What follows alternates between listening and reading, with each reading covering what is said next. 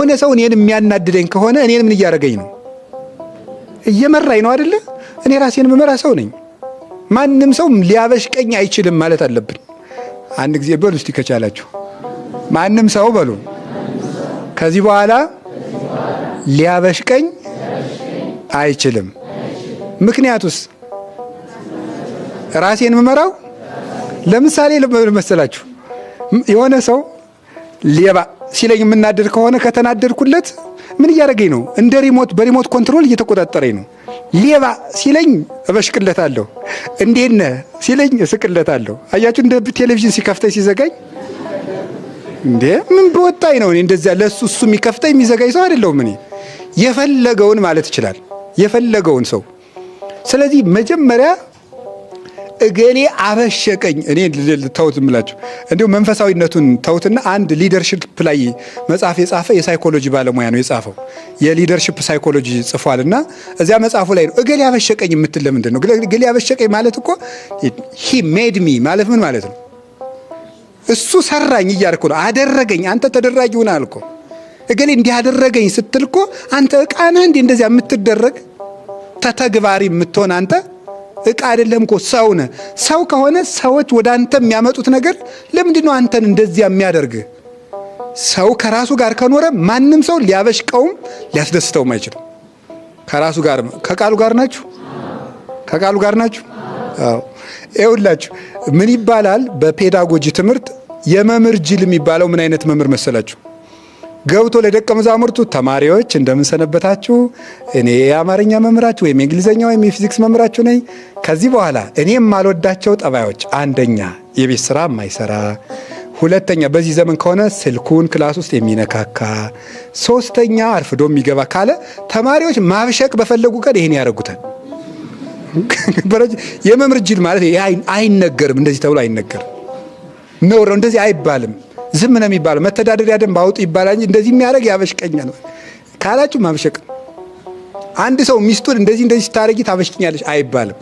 ማብሸቅ በፈለገች ቀን እንደዚያ ታደርጋለች። እንደዚያ ሳይሆን አይደረግም። እንደዛ አይደረግም። ከቃሉ ጋር ናችሁ? እግዚአብሔር ከሁላችን ጋር ይሁን። ስለዚህ ሰዎች ልንገራችሁ፣ ሰዎች እንዳያበሽቁን ማድረግ እንችላለን? አንችልም? አንችልም። ምን ማለት ይመስላችሁ? ሰዎች እንዳያበሽቁ ማድረግ ይቻላል። እኛ ለመባሸቅ ግን እንችላለን። ገባችሁ አይደል? ለምሳሌ በአንድ ጊዜ ስልክ አላነሳላችሁ ሲል እንደምትናደዱ ያወቀ ሰው ምንድነው የሚያደርገው? ሁል ጊዜ ስልክ አለማንሳት፣ እናንተ ማብሸቅ በተፈለገ ጊዜ ማለት። ስለዚህ ምን ደውላችሁ አላነሳም አይደል? ዝም በቃ። ከዛ ደግማችሁም ትደውላላችሁ፣ በቃ አያንሳ፣ ምንም ችግር የለም በቃ። ለማናደዱ እውቅና አትስጡ። ከቃሉ ጋር ናችሁ? ለምንድን ነው እንደዚህ ብለህ የምታበሽቀኝ አትበሉ። ዝም ብላችሁ ጉዳዮችን በእርምጃ ማስተካከል ነው። ከቃሉ ጋር ናችሁ? ከቃሉ ጋር ናችሁ?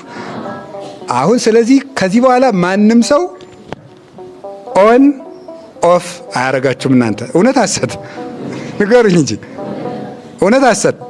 አዎ ከዚህ በኋላ ማንም ኦፍ ማንም ኦን ሊያረጋችሁ አይገባም። ሰው የፈለገውን ያድርግ። እናንተ ጉዳዩን ብቻ አስተካክሉ።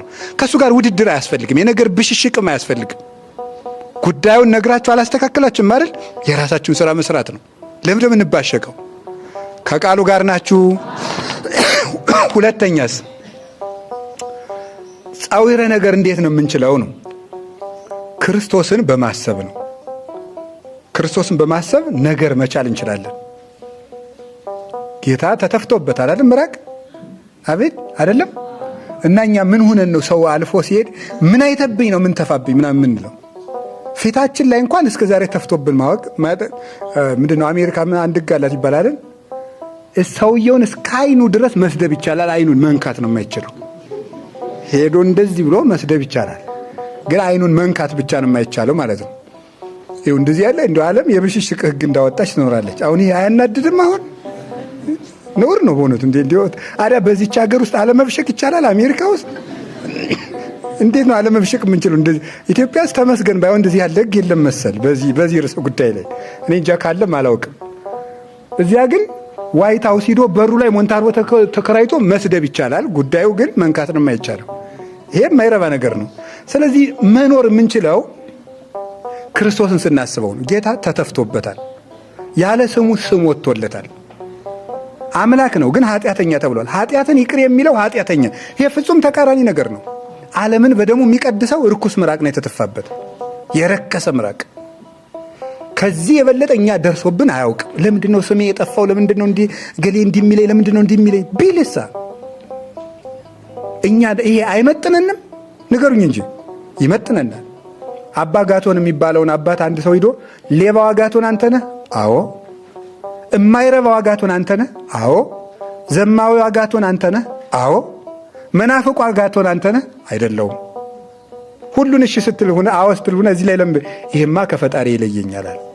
መናፍቅማ ነኝ አይደለም ሃይማኖቴ ነው አለ። በግሌ ግን ምን በል የፈለከውን በለኝ።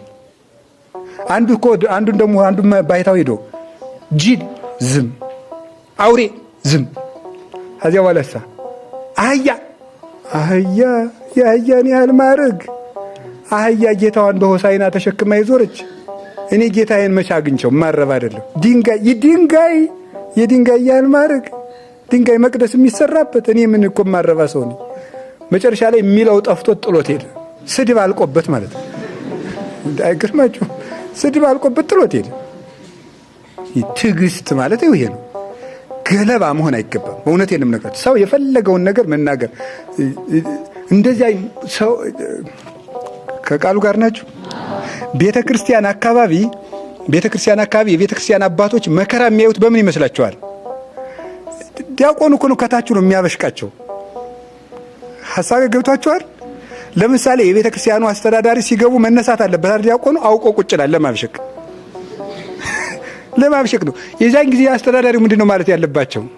እንዴት ነህ? ደህና ነህ ሆይ? እንደምን አደርክ ማለት ነው። ያንተን ቂልነት አላውቀውም ነው መልሱ። ገብቷችኋል አይደል? እሱን ለማብሸቅ የምታደርገውን ነገር አልገባኝም ማለት ነው። አላውቅልህም እሱን ነገር ብሎ እውቅና መንሳት ነው ያንን ነገር። ከዛ በኋላ እንደገና ደግሞ ፍቅር ደግሞ ሄዶ ያክማል። እሱ ነው የሚሻለው። ምን ሆነ ነው እንዲህ የምታደርግ? እኔ ማን እንደሆንኩ አታውቅም ወይ? እሺ ይላልን። ደግሞ ነገ ይደግመዋል። ስለዚህ እግዚአብሔር ሰዎች ጸዊረ ነገር የሚባለው ጌታን ማሰብ እሱ አንዱ ነው። ከቃሉ ጋር ናችሁ።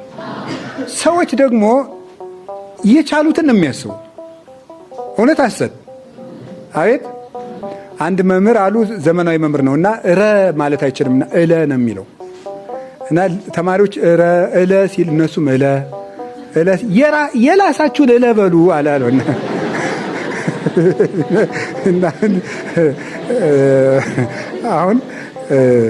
አሁን ምን ልነግራችሁ ፈልጌ ነው። ከቃሉ ጋር ናችሁ። እግዚአብሔር ከሁላችን ጋር ይሁን እና የራሳችን ማለት ነው። የራስ ሰው እንደፈለገው ያስብ፣ እንደፈለገ ማሰብ ይችላል። ብቻ ልንገራችሁ፣ ሰዎች ስለገመቱን የሚበላሽ ማንነት የለም አለ። እግዚአብሔር ብቻ የሚያውቀው ማንነታችን ላይ ነው መጨነቅ። እግዚአብሔር የሚያውቀው ማንነታችን ላይ እንጨነቅ፣ እንስራበት። ሰዎች ስለሚሉት ጉዳይ ግን ሰዎች አሉም አላሉም የሚፈጠርም የሚጨመርም የሚቀነስም ማንነትም ክብርም የለም። እንደዚህ ብሎ ማሰብ ሰው እንደመሰለው ያስባል። እንደመሰለው ነው የሚያስበው። ወሬ ሰምቶ ያስባል፣ እንደለመደው ያስባል፣ እንደ ቀድሞ ዕውቀቱ ያስባል፣ በመንፈሳዊ መጠኑ ልክ ያስባል፣ በእድሜው ልክ ያስባል። ሰው እንዳቅሙ ነው የሚያስበው። እንዳቅሙ ያስባል። እገሌ የሚያስበው በዚህ መጠን ነው ማለት ነው። በቃ እንደዚህ ብሎ ማሰብ ነው። ከቃሉ ጋር ናችሁ። እግዚአብሔር ከሁላችን ጋር ይሁን። ትዕግስት ባለ ምን ማለት ነው? ጸዊረ ነገር።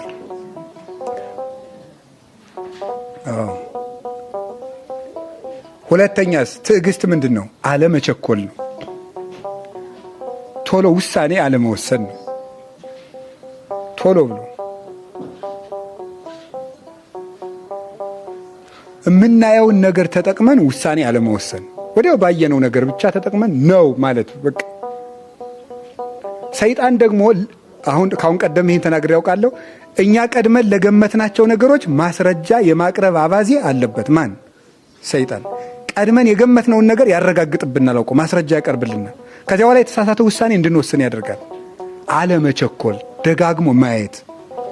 ችኩልነት አገር ያጠፋል።